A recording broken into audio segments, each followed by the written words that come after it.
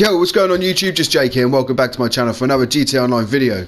And in today's video I'm going to be customizing and reviewing the brand new Pegassi Infernus Classic that has just been released into GTA Online. Now as always we are being drip fed these DLC vehicles. Last week we had the Hijack Rustin, this week we have the Infernus Classic.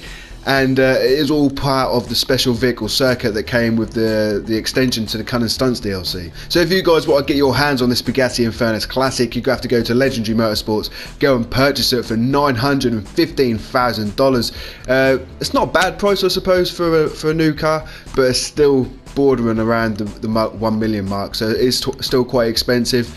But just look at it, man. Let's have a little look closer at it, and you can see it is a beautiful vehicle. I believe that is based around, in real life, the Lamborghini Diablo, so it is, you know, it looks good, man. The front of it looks kind of like a Ferrari, but the rest of it looks fucking spot on for a Lamborghini from the 80s, that is. So it is being chucked into the Sports Classics class, and I think it's going to make the Sports Classic class a little bit more interesting coming to races, because it is dominated by the Sterling GT at the moment. So hopefully this car's going to be competitive with Sterling GT and it's going to give it the Sports Classic class a kick up the arse. Let's hope. But anyway, let's get this car bought and paid for, get it into my personal mod shop, and then we're going to see what sort of customizations we can do to this motherfucker. So here we go, guys. As you pull into your mod shop, you'll see the Infernus Classic is confirmed being in the Sports Classics class, and this vehicle, my god, is beautiful. And you can see we've got pop-up headlights on it as well. The wheels are fantastic. I don't even think I'm going to change them wheels, man. They are fucking beautiful. This vehicle, oh my god, it's 10 times better looking than the original Infernus we've got in the game as well, in my opinion, man. This is fucking beautiful. Anyway, we're going to get on and see what sort of customizations we can do to this. Obviously, we're going to start with 100% body armor. For the body work, what we got here, what does this change? Just a little bit on the side. Nothing. Oh, I was going to say nothing major, but it does change a little bit. So we've got two different styles. We've got the plain style. We've got these line fins, and then we've got more of the zigzag fins. We'll call them that. But you know, there's pretty good options. Look very retro. I don't think we're going to leave it plain. I think we're going to go with this, it is called the primary colour Gills, so we're going to go with that bad boy. For the brakes, you obviously want to get the race brakes, and for the engine, we've got options, man.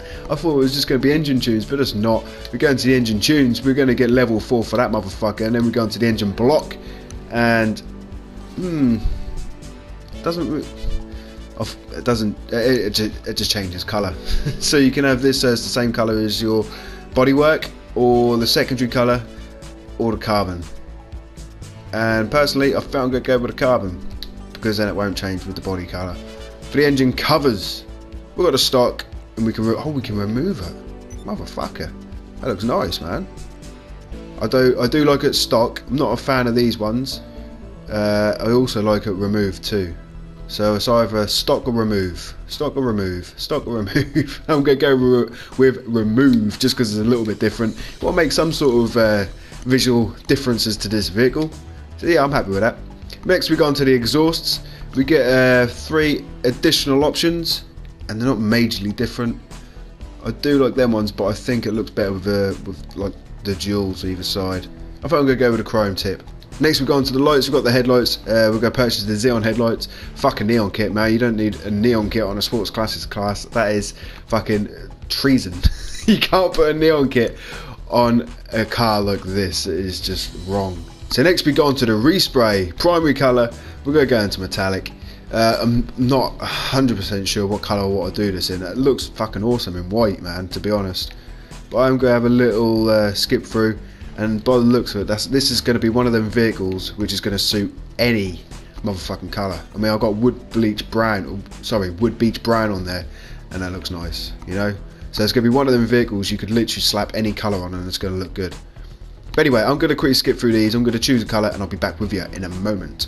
So we go, after much deliberation and time looking through all these different colours, I have finally decided to go with black. Some might think that's kind of boring, but to me, that looks mean as fuck. So yeah, we're going to stay metallic black for the primary colour. For the secondary colour, I am going to go into metallic also and keep that in black. So we've got onto the trim colour. I'm not 100% sure what this is going to change, but by the looks of it now, it is going to change the interior. So that's going to be the dashboard. We don't want to change any of that, man. That just look fucking weird if I had that any other colour than graphite. So yeah, we're going to leave that graphite. So next we've got an option for side skirts, which is kind of weird, to be honest. It's kind of nice that you get the option to apply, but I'm not sure if I'm a fan of it, to be honest, man. I think I'm going to leave it stock. The splitters, which is obviously going to change it at the front. Again, the sort of car that it is, I mean, for some people you might want to put splitters on your sports classic car, but you know, it's not for me, guys, so I'm going to leave that as none. Now for the spoiler, I wonder if we're going to get some massive motherfucking spoilers on this, because the one in real life, man, you get crazy ass spoilers. Because at the end of the day, these are hyper vehicles, and the Lamborghinis back in the 80s especially were just crazy, outlandish, and just in your face. They're fucking nuts designs. But these don't look like crazy spoilers, except for that one. That looks a bit, but then it doesn't really suit this vehicle, you know. It looks kind of fucking stupid. And by the looks of it, it does work on the traction. So this car doesn't have downforce by the looks of it, so applying a spoiler is essential for that added traction bonus. And that classic spoiler, man, that looks nice. I think that looks the best out of all of them. That looks a bit out of place. It looks a bit too modern for this vehicle. And mid-level is okay, but I think the classic looks better. So what to do? I think I'm going to leave it classic, man. Yeah, we're going to leave the classic spoiler on there.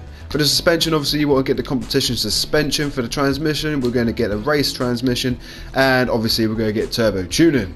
Now for the wheels, like I said right at the beginning, these wheels are fucking beautiful, and I don't think I'm going to change them, because there's nothing that I can think of which are going to look nicer than these stock rims. They look chrome as well, which is a bonus, and they look as unique as fuck. So I'm going to leave the wheels as stock, but I am going to go into the tyres and purchase the bulletproof tyres. And to finish off this build, as always, you are going to Windows and purchase the light smoke window tint. So there you go, my dudes. There is my build on the brand new Infernus Classic, and this vehicle is just amazing looking, man. And it had to be night time. So you're not going to see it in its full glory out on the streets of LS, but even at night time it looks fucking nuts. It is a beautiful car. So we're going to go for a quick drive. I'm going to do a little evaluation on how it handles, how it, you know, accelerate and all that sort of stuff. And you know, straight off the bat, the acceleration doesn't seem that great, which is unfortunate, but then it does seem like it's picking up speed. So hopefully, like I said right at the beginning of the video, that it's going to be competitive in the sports classics class in races, because the Sterling GT just runs away with it and it needs a competitor. But you know, it seems quite heavy to turn, to be honest, but it seems quite responsive, so you know, I'm happy with that. Ooh, don't like going over bumps, mother. Oh, definitely don't like going over bumps. And I don't think it's a massive fan of taking corners either, but just looks alone is a win. You know, I don't think it's going to be worth the $915,000 if you want it for races, because I still think the Sterling GT is going to run away with it, to be honest, because the Sterling GT around the track is just phenomenal. But you never know, this may compete with it, and unless you do a proper testing video pitting the Sterling GT and the new Infernus Classic against each other, you're not going to know. But like I said, acceleration isn't great. It's decent, but it's not great. It seems quite heavy in the corners, and also it doesn't like going over bumps. So you know, a few cons, but just look at it, man. If you want this for looks alone, for car shows or whatever, you know, this is all you need it for. It's just a fucking beautiful vehicle, and I love that they're bringing these classic cars into the game now. It's just fucking amazing, giving us something different. But anyway, guys, that is going to be the end of this car build review on the brand new Infernus Classic, brought to you by Rockstar today. Hope you guys did enjoy. If you did, smash a like, and if you haven't already, subscribe to my YouTube channel for more GTA 5 content. And until next time, I'm out. Adios.